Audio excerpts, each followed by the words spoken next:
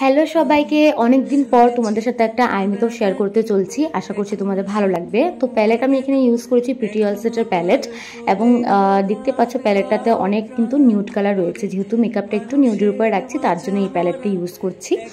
সবার প্রথমে একটা লাইট কালার নিয়ে সেটাকে আমি ক্রিজের উপরে খুব ভালোভাবে ব্লেন্ড করে নিয়েছি। কালারটা কিন্তু তোমরা দেখতেই পাচ্ছ, প্রায় আমার স্কিন শেড অনুযায়ী কিন্তু আমি একটা কালার চুজ করেছি ট্রানজ্যাকশন শেড হিসেবে। দেন আমি ক্রিজ লাইনে একটা রেড কালার ইউজ করেছি। তারপর দুটো কালারকে খুব ভালোভাবে ব্লেন্ড করে নেওয়ার পর আমি এখানে আউটার কর্নারে একটা ডার্ক চকলেট কালার দিয়েছি। দিয়ে তিনটে কালারকে খুব ভালোভাবে ব্লেন্ড করে নিব, যাতে কোনো হার্শ লাইন দেখা না যায় বা বোঝা না যায়। লিডে আমি এখানে ইউজ করেছি গোল্ডেন কালারের একটা পিগমেন্ট, ভীষণ ভালো কিন্তু পিগমেন্টটা। এটা কিন্তু উইদাউট গ্লু আমি ইউজ করেছি, এবং যেহেতু একটু পড়ে গেছিলো ফেসে আমার পিগমেন্টটা ইউজ করার সময়, তার জন্য আমি একটু ঝেড়ে নিলাম।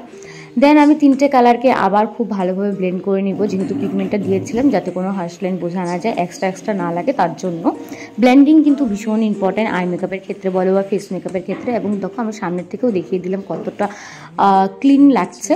আমি এখানে কোনো ধরনের কোনো লাইনার বা কাজল কিন্তু ইউজ করিনি, জাস্ট একটা ব্ল্যাক শেডো নিয়ে ল্যাশ লাইন বরাবর সেটাকে স্মাচ করে দিয়েছি। এতে করে তোমরা লাইনার কাজল ছাড়া খুব ভালো একটা লাইনার লাগিয়েছো বলে মনে হবে। মাস্কারা লাগিয়ে আমি আমার আই মেকআপটা কমপ্লিট করলাম। কেমন লাগলো জানিও।